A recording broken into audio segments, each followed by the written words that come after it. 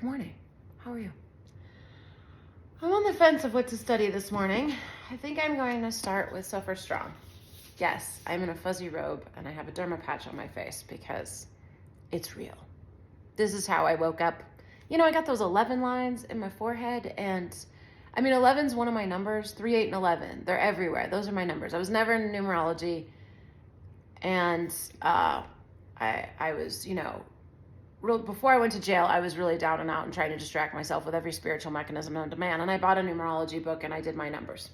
And they turned out to be 3, 8, and 11, which 11 isn't technically your number because you're supposed to always add numbers together to reduce it to the final digit. So it's supposed to be 2, but 11 is a master number. And so we log it. It's a gateway. So the Trinity, infinity, and a gateway. That's my numbers. And they add up to each other to equal the other one. It's very strange. And these numbers are everywhere in my life. Is this law of attraction? Maybe. But I had never noticed them before. And suddenly one day I was talking to the widow of my friend who passed.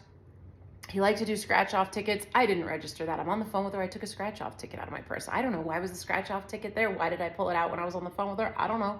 I started scratching it off. At the same time, I'm asking her, what day did Brad die? Because I thought it was August 15th, but I had this sense I was off on the day. And I'm scratching the scratch-off ticket as she says to me, he died on August 11th. And I'm scratching it, and the winning numbers are 8, 11, and all the winning numbers on the ticket were 8 and 11. I only won $10. Okay, so it wasn't $11, a little bit off.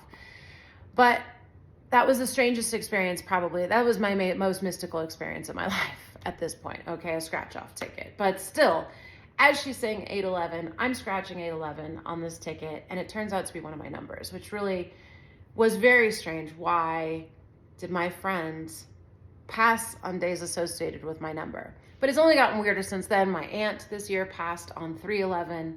My honeymoon is going to be on 3/11 next year. We were finding a specific type of cruise. That's when it's left. I hope me talking about numerology, by the way, with this patch on my face is really helping me to make this feel more legitimate, right? I'm a putz, remember that. But back to my 11 lines. I don't want the 11 on my face, see, and they're there, and sometimes it's all I can see, and I don't want botulism toxin, Botox in my face either. I figure it goes with my theme anyway.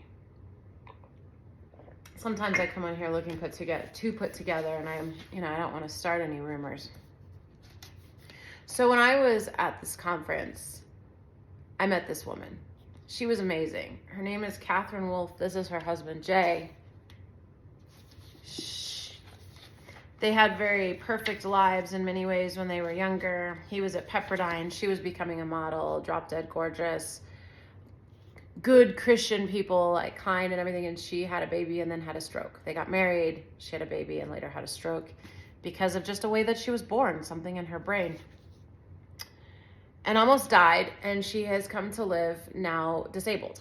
And she got on the stage and was probably the most powerful person that got on the stage at this conference. And there were some big hitters that got up there. Lots of letters after their name. She doesn't really have letters after her name, but her message is unbelievable. And after she spoke, I just felt like I've never felt compelled to go talk to someone. I'm not big into superstars. I could see anyone famous walking down the street in LA and I would barely flinch. They're just normal people and I think you should leave them alone. And it's just not that impressive to me. We're all pretending to be different people in our lives. They just happen to get paid for it. That's what I think about actors. So, shame on us for not getting paid for it. Although a lot of us do. We're pretending to be different at work than we really are. Let's be honest, just not quite as much. So I don't find it that impressive. Her, needless to say, I went up to her table, I bought her book, and I sobbed all over her. I don't really know why. I didn't have anything intelligent to say. I'm like, I don't have anything I can say right now other than thank you. She has a message about invisible wheelchairs, that she has a visible wheelchair, but that we're all disabled to a certain extent, and how to suffer strong, as you can see the title of the book. And on their website, it says something about they're blasting through the myth that joy can only be had by pain-free lives or in pain-free lives. And I just got it because I have a lot of invisible wheelchairs. I didn't have a good way to say it. And I'm going to do a little reading from her because she talks about suffering. And when you're talking about trust and all that is, suffering is a big component because we all suffer. Nobody rides the life bus for free. And that's what I think where we really lose trust in all that is. and where we really feel like we're especially separated from everything, unimportant. There is no intelligent sort of God that's controlling things. Not that I think there's a dude in the sky, not that there's anything wrong if you think that, but she thinks that. But it also provides a lot of questions for her, because she's like, why would God let me suffer? And so there's an interesting component here of, how do we trust when we've suffered? And for me, when you add in Neville's work and Abraham's work, that you are doing it all, that we're accountable for what's happening, it helps reestablish trust, because it isn't being done to you. And obviously that would be, it's not in her thought process, and that would be a lot to take. Why would she do this to herself? She's suffered a lot.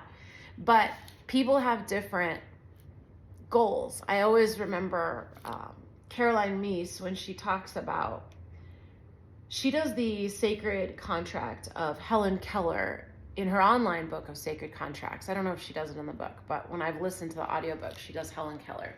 And she talks about Helen Keller designing her life specifically to come in and help awareness of deaf people, that back in those times, people thought deaf people or mute people were stupid and had a brain problem, and she showed that they were completely functional. They just couldn't hear. And of course, she was also blind, and that was her mission. And that's how I think of this, is Katherine probably came in with a special mission. But her body, her life, her ego body, her human, has a hard time accepting that her spiritual being chose this. But she's incredibly inspirational and amazing, and one of the most inspirational people I've ever met. And I think it's really important in the conversation of establishing trust to acknowledge that we suffer. That breaks trust with us. It breaks trust in our relationships with other people, our parents, our environment, our spirituality, because we think something is picking on me. And so, like I said, realizing that we are creating everything reestablishes trust, in the sense that it gives us our power back. We're no longer just victims.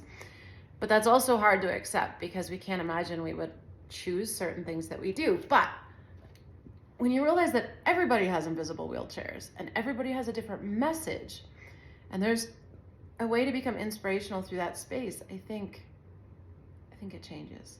It's changing me, at least, as you can see.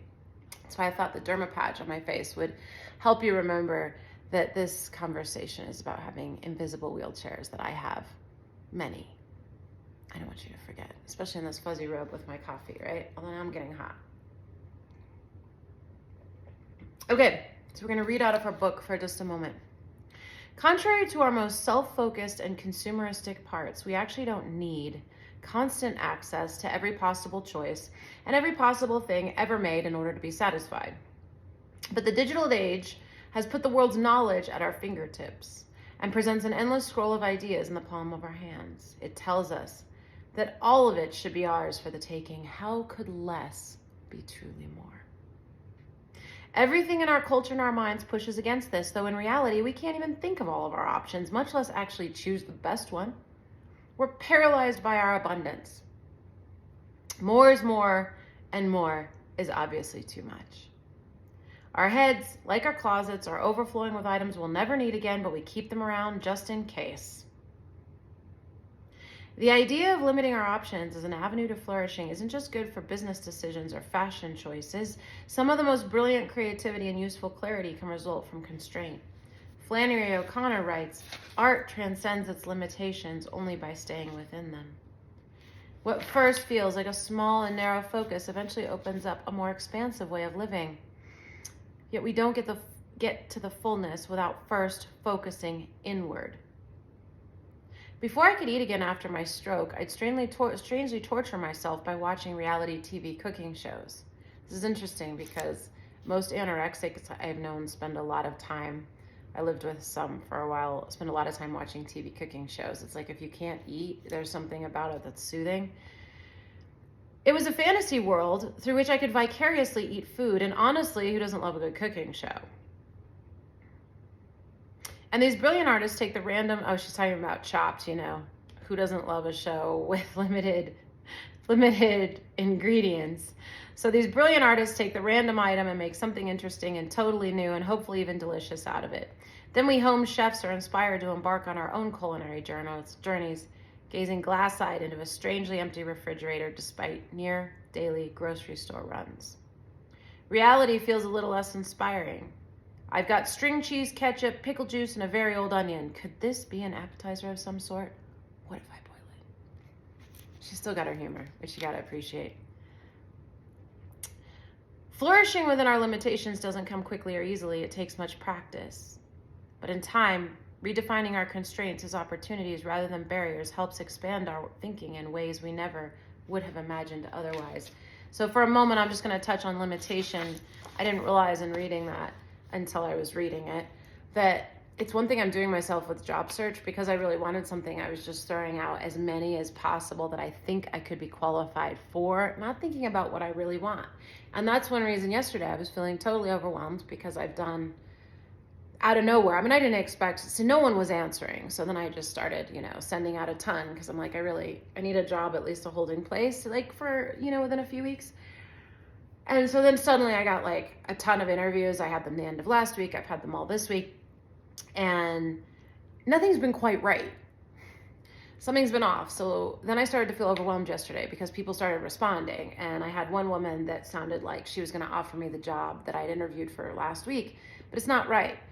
They're only paying a third of the mileage rate. So even though the federal mileage rate is 65 cents a mile, they want me to drive hundreds of miles and only pay 26 cents a mile. Well, if I could expense the rest on my taxes, that would be one thing. But in order to expense the rest on my taxes, I have to itemize deductions. And my husband and I don't have anything we're going to want to itemize. I don't have medical expenses. I don't have enough to give to charity and any great contribution at this point. We don't own a home. There's no reason to itemize. My business isn't active at this point. So, and you can't itemize other things. So it's just like, it would just be too messy. So I realized what she said, I'm sort of giving myself too many options because suddenly I don't like saying no to people, which is another thing I get to flex and learn through this. I'm always afraid of saying no to an option, like I'm losing or it's not going to come again. And there's a problem in that. There's a fear in that. So I had to tell her no. And then other people were contacting me. And then I'm really getting what she's saying. Flourishing with our limitations doesn't come quickly or easily. It takes much practice. Part of my fears are about this background check issue. And so no one's going to want me. And so I've got to take whatever I can get. And there's a piece of me that has to flourish within my limitations. Like, okay, I don't even know if a single DUI is that relevant after 5 years. I might just be making a mountain out of a molehill. I actually got a copy of a background check that was run at Costco for seasonal. They interviewed me for 5 minutes. Next thing I know, they're drug testing me and asking me to sign a form for a background check. I'm like, oh, I guess I'm hired.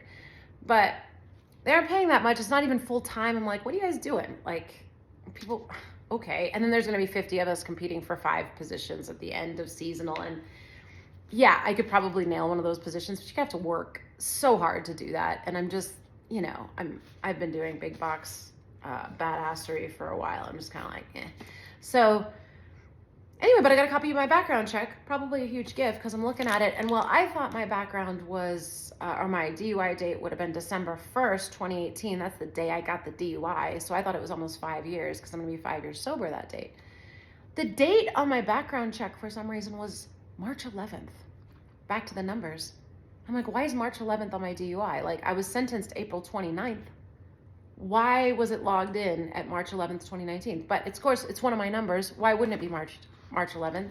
Like I said, people I love pass on those days, I guess. I schedule vacations, and apparently I have legal issues.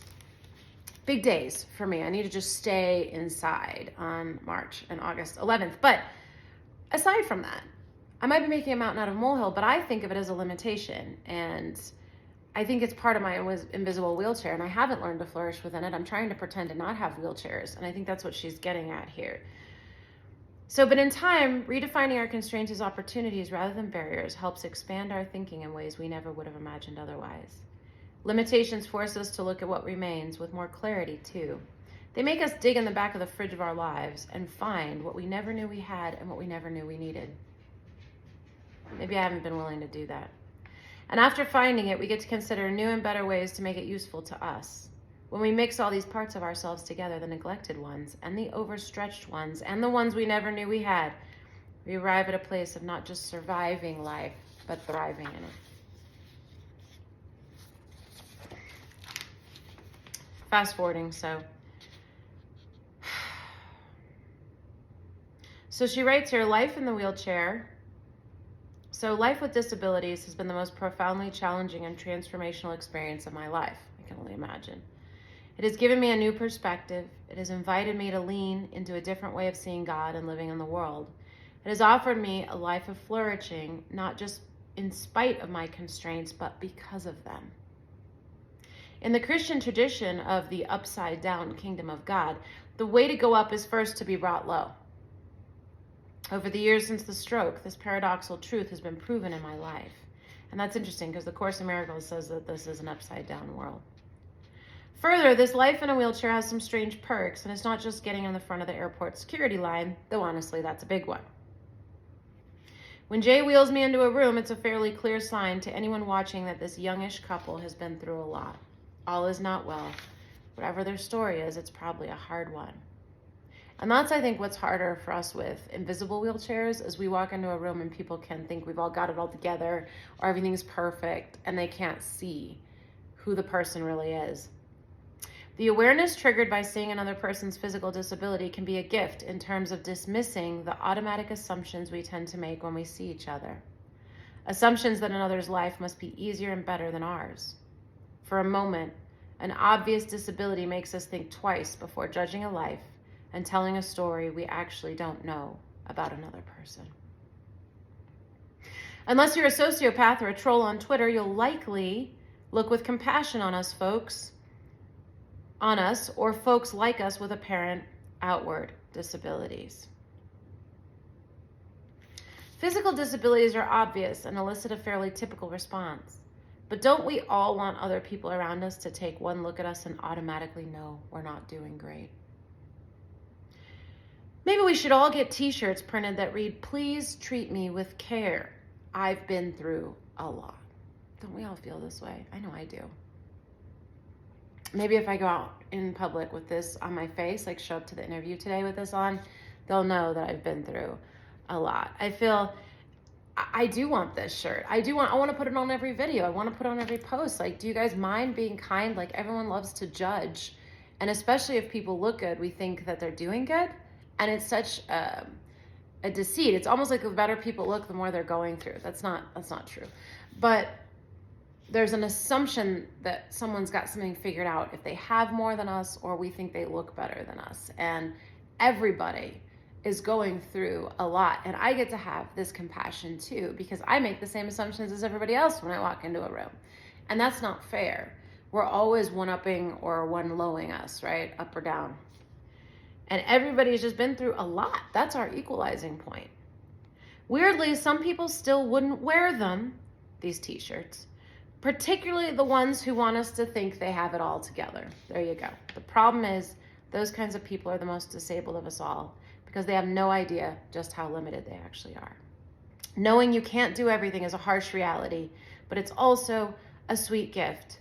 You couldn't do it all on your own anyway, and you don't have to. This reminds me of that saying that is, there are two kinds of people in this world, those that know they're crazy and those that don't know they're crazy. And the second group is a very dangerous group of people. We're all struggling. And what I love about her point is, and it's important when we study this other material, because sometimes there can be a blame game of, well, if I'm accountable for everything and creating my reality, then I'm horrible and I'm doing a horrible job. And, and there's this idea we have to do it all alone. And it's important to remember with that idea that there's no separation. And our concept of separation is really the only enemy that there is in the world, if you want to call it enemy or adversary. And that's believing that we're separate, that we do have to do everything on our own, that there isn't something loving and amazing always looking out for us, because even if we're creating on our own with what we focus on as our human, you have a non-physical component, the Holy Spirit, that's always focusing on all the good, that's also always attracting. So there's only so much you as a depressed human can do to your life. It's just not letting all the good in. And sometimes bad does happen because you focused in a certain place for so long. I certainly have had that in my life, but I don't have to beat myself up because it's something where it's also teaching me that I don't have to do it all alone, that I'm not alone, and that my invisible wheelchairs, I don't have to pretend to have it all together either. My invisible wheelchairs allow me an opportunity that not everybody has to see things in a different way, to offer hope in a different way and possibility, and to show that we can suffer strong. And she had something on stage when she spoke about the hard, good life, the good, hard life. And I'm like, that's what I've had. I have a great life, but it's been really hard. And I really get that. And the key here is to remember that we're not alone. And we don't have to do it alone. And the more we break trust and push everyone out, that's the problem with breaking trust. We push people away, we push community away, we all want to stay at home and have things door dashed, and we want to have cameras because the world's out to get us, right? Then we have to do things alone. And that's when life gets to be bad hard. And that's suffering weakly, or suffering not strongly, whatever the opposite, suffering in a way that we think we can create safety by being further and further isolated, but that's the opposite of reality. It's when we trust and we let people be there for us. I mean, I can't imagine, so I have a hard time asking for help. This woman has to ask for help all the time, right? She probably, all the time. There's so many things she cannot do herself. And so there's such a humility and humbling that would happen in that process. Think about it. If you couldn't get yourself up some stairs, she can't. If she can probably walk up a stair or two, but she can't get her wheelchair up there. She always needs help, which always brings you to this place of humility and humbleness of asking others and seeing the kindness of the world show up through other people's behavior. And rather than thinking we have to have it all together, like she said, those people are the most disabled. They're suffering the most because they're trying to do it all on their own and think they actually can and think they're really separated, which is a big theme of everything that I've been studying, with separation and believing that we're separate is the problem. I really hope you're having a hard time taking me seriously with this thing on my face, by the way. I don't even notice it, but I keep up. When I do notice it, I'm like, wow. So, but it's an important part of remembering, like, no matter how serious we are, how much we can seem like we have it together, we don't. Nobody does.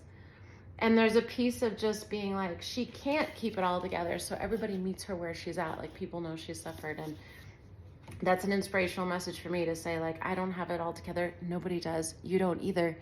And it's in being here together. I need you to be here. I'm not alone in this, right? You're here for me. I need your encouragement and coaching and support just as much as hopefully you need my words of encouragement and support, or the reality of life.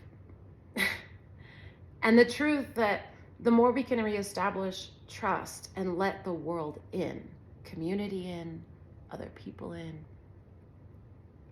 But it's not easy at first. I mean, I just went back to AA last week, and I've been out of AA for a couple of years because of my experiences with people hurting me there. And so I made all of AA wrong. And of course, the first thing that happens to me when I go back, excuse me, I have an itch. Putzy.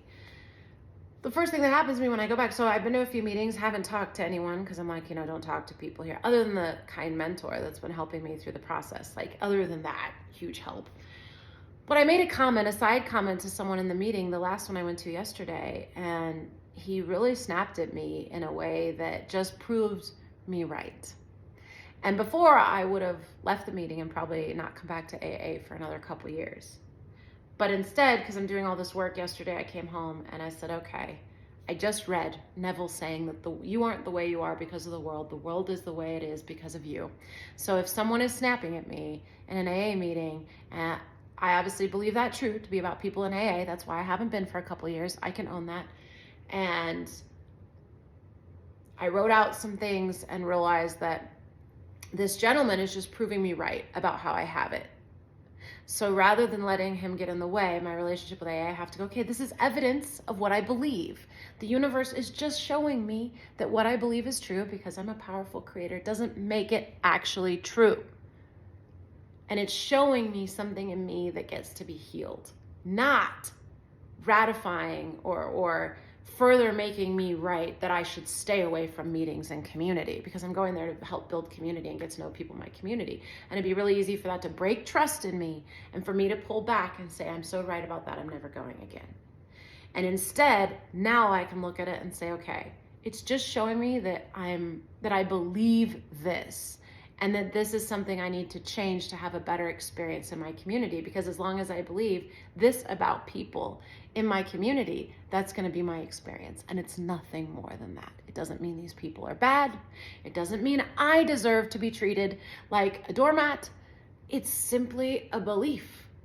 And because I'm a powerful creator, it's showing me that it's true, and I'm ready for my inner being to show me this, because I know it's something that needs to be healed in him, but more importantly, in me. I can't heal him other than through me. So when I heal it in me, something's going to happen for him.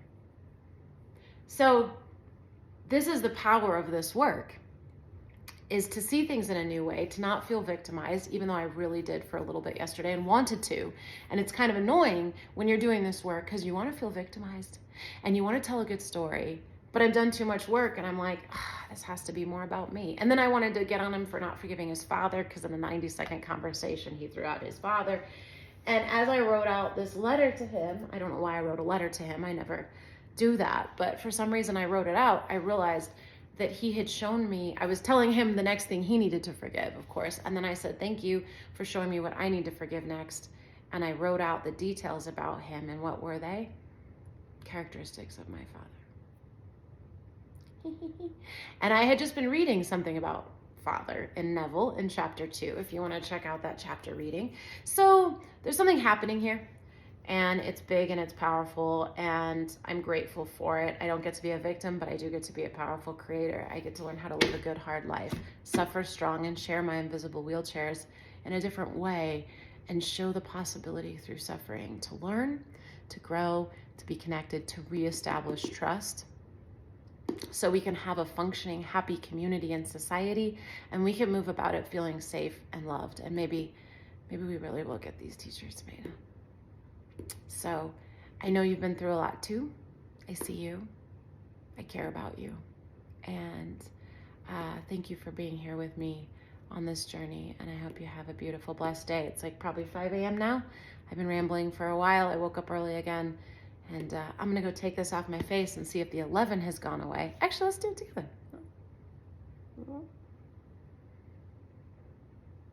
They're there, but wow, that is so much better than it's been. Sometimes I turn on the camera, the 11's all I can see. And while it is one of my numbers, I don't really want it on my face. What can I say? And, wow.